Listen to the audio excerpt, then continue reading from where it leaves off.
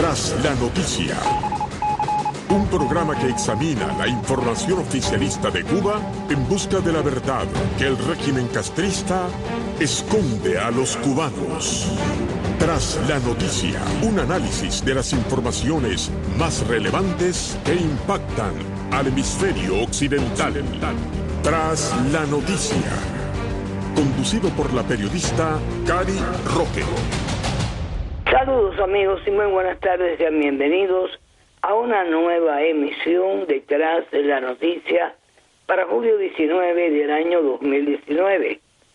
Justamente estamos tras una noticia que nos llama la atención.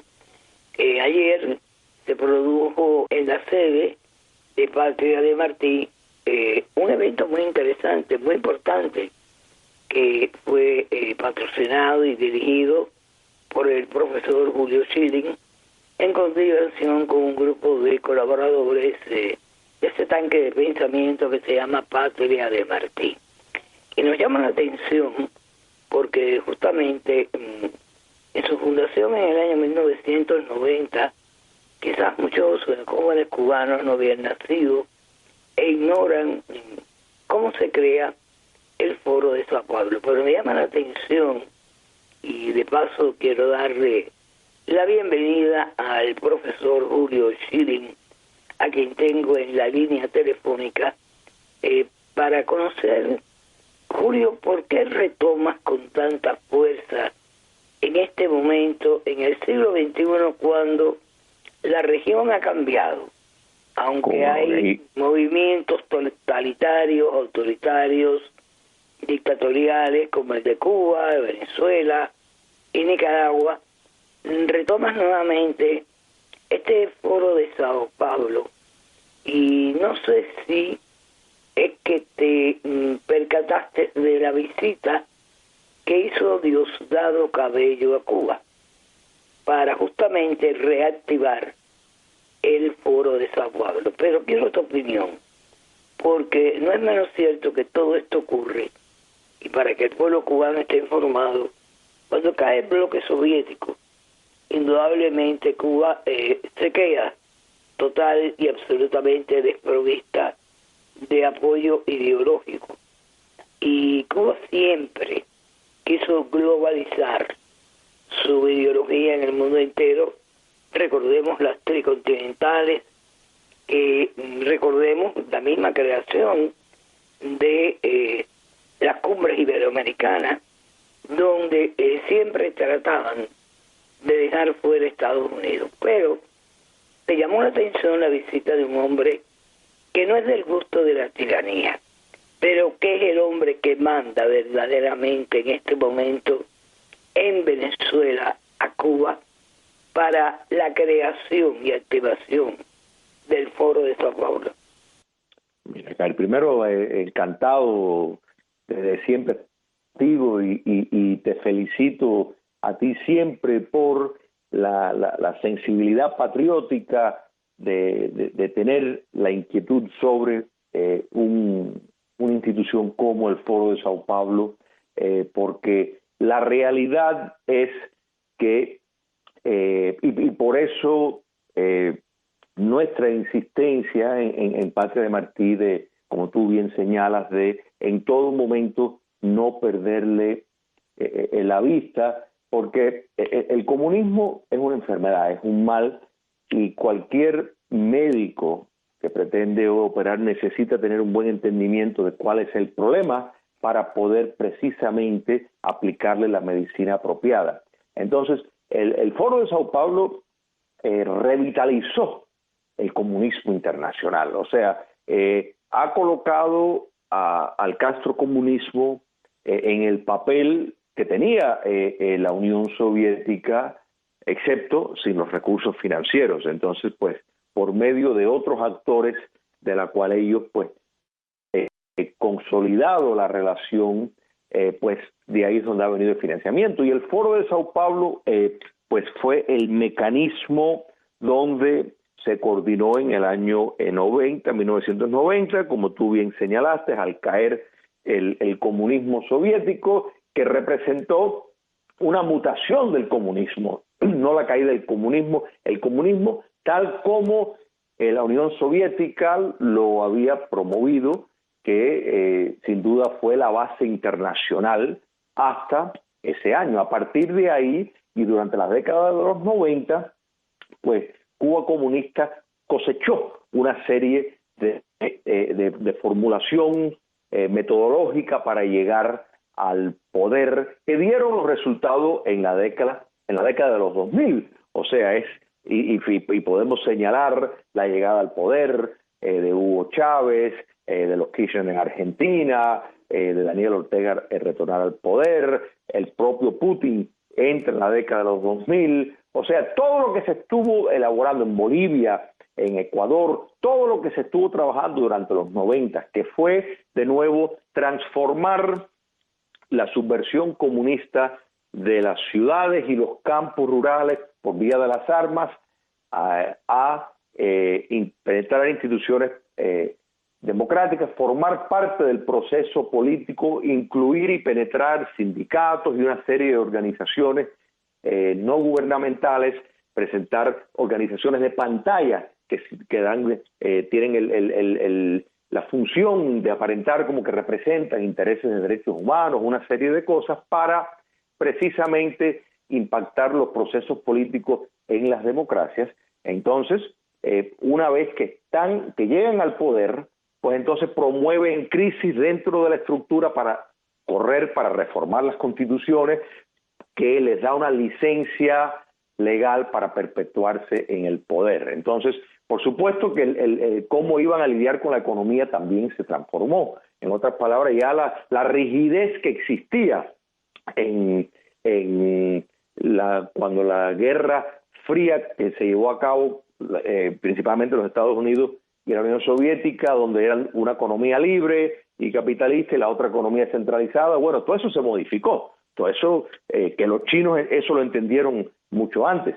Todo eso, y dicho sea de paso, Lenin también lo entendió como una necesidad de último recurso que habría que modificar para salvarse. Entonces, pues de esta forma se decidió permanentemente, a raíz del Foro de Sao Paulo, que eso había que cambiarlo. Fíjate si eso es así, que en los 90, ¿qué es lo que ocurre en Cuba? El castrocomunismo de pronto modifica la economía, busca la inversión extranjera, acepta los dólares, en fin, tiene esa transformación para precisamente subvencionar el poder político. Entonces, todo esto que se estuvo gestando, y lo vemos nosotros, lo vimos en Cuba en esa década de los 90, esa preparación, a la misma vez el Foro de Sao Paulo, pues coordinó, estableció alianzas muy sólidas, que de nuevo, no solo alianzas continentales, o sea, la dictadura de los ayatolás, Irán, pues entró con una fuerza extraordinaria, sus tropas de Hezbollah, que pues están en las noticias todos los días como una permanencia en este continente, pues precisamente esto fue parte de lo que se estructuró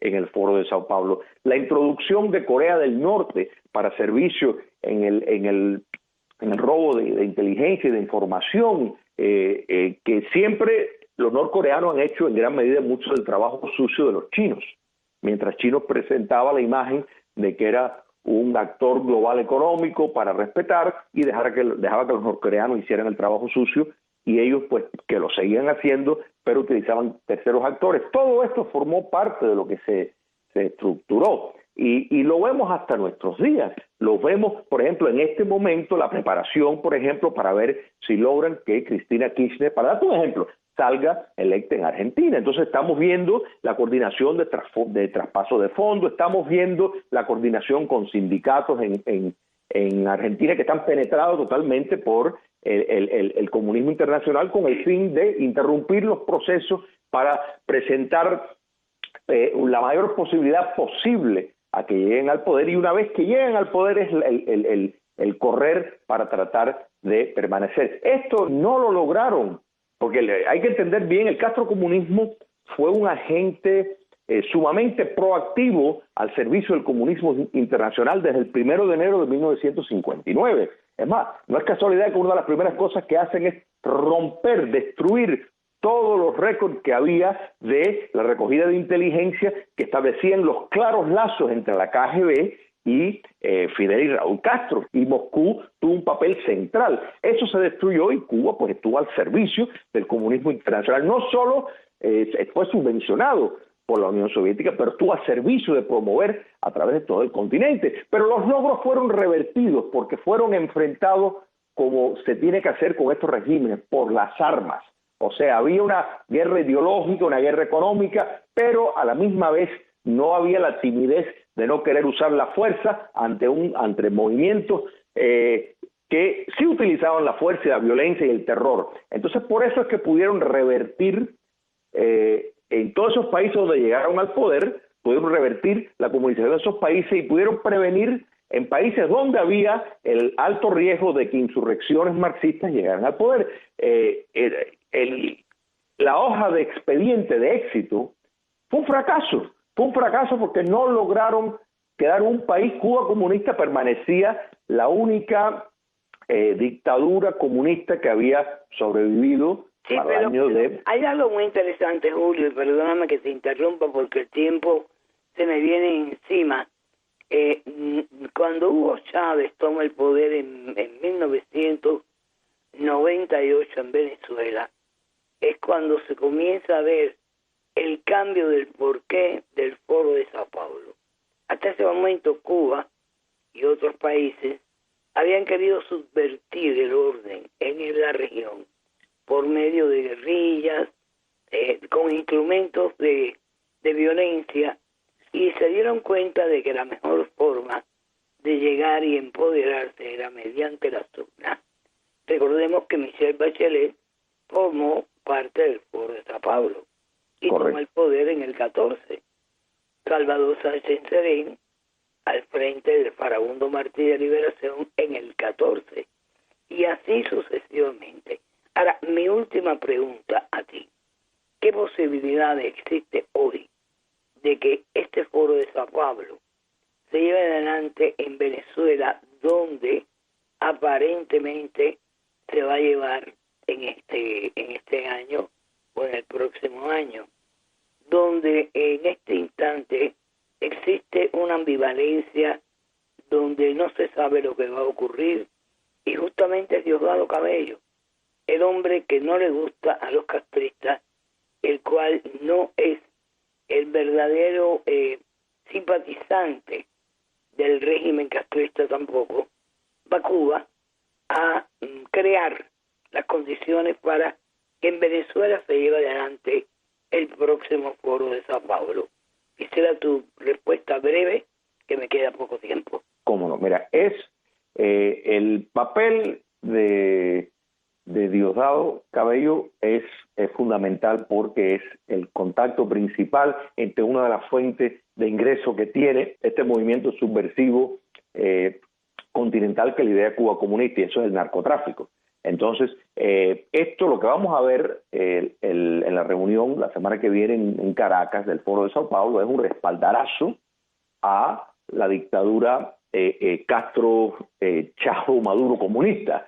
Entonces, Cuba comunista no va a abandonar a esa importante colonia. Entonces, todo el esfuerzo que se hizo para incorporar a las FARC de nuevo a las filas de emular el modelo dictatorial que sale del Foro de Sao Paulo es precisamente para ver si logran extender en Colombia la suerte que han tenido ellos, lamentablemente, en países como Venezuela, Nicaragua y Bolivia. Y hay que destacar, Cari, bien rápido, que la única razón por la cual, cuando miran, bueno, cómo es que en Chile, por ejemplo, no lograron la permanencia, o en Brasil, que estuvieron en el poder, bueno, por una razón sencilla, porque era fundamental, y esto es parte de el formato del modelo del Foro de Sao Paulo, aniquilar las Fuerzas Armadas, desarticularlas como una fuerza con la capacidad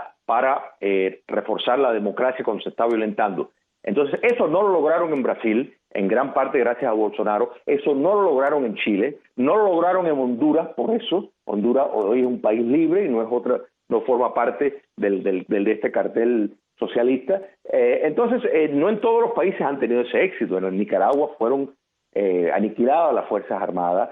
en Bolivia también han sido cooptadas. Entonces, ahí está la clave, porque el destruir las Fuerzas Armadas ha sido fundamental, es parte del guión directo del Foro de Sao Paulo, enjuiciarlos por crímenes de lesa humanidad, cuando de nuevo en una guerra para impedir que el comunismo llegara al poder, como toda guerra siempre ocurren excesos, y si tomamos en cuenta los enormes excesos que es parte del guión para llegar al poder del terrorismo que utilizan, pues bastante leve se fue comparado con una tradición histórica desde que el mundo es mundo de cómo hay que hacer para ganar una guerra. Entonces eso ha sido un gran logro del Foro de Sao Paulo, porque las democracias no han respondido, Cari, como deben de responder ante enemigos como los que hay y lo que han surgido, los enemigos dictatoriales de la democracia que hay en este continente. O sea, lo que funcionó en la década de los 60 y los 70, lo que liberó países, lo que impidió que llegaran al poder,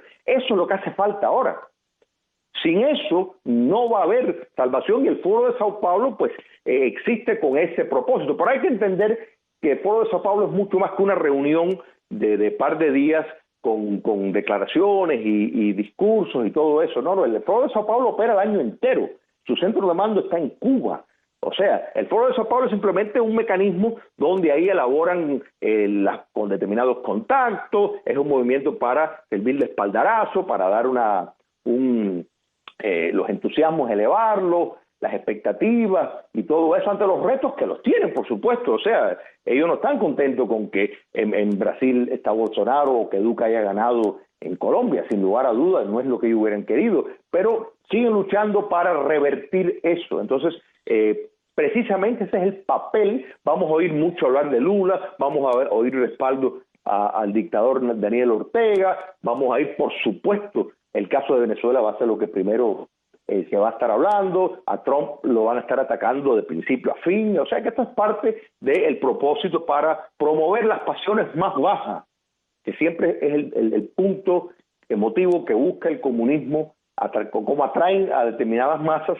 Pues entonces eso es lo que vamos a estar escuchando, pero hay que entender, el Foro de Sao Paulo es mucho más que eso, eso es como el escenario. Muchísimas gracias, Julio. Vamos a seguir este tema porque indudablemente la semana que viene va a ser muy interesante saber si el nuevo presidente de funciones, el señor Guaidó, pues va a permitir que en su país se celebre un foro que indudablemente nació para desestabilizar mediante las urnas, que es lo que él está buscando, sacar del poder al ilegal Maduro, se celebre su foro de San Pablo.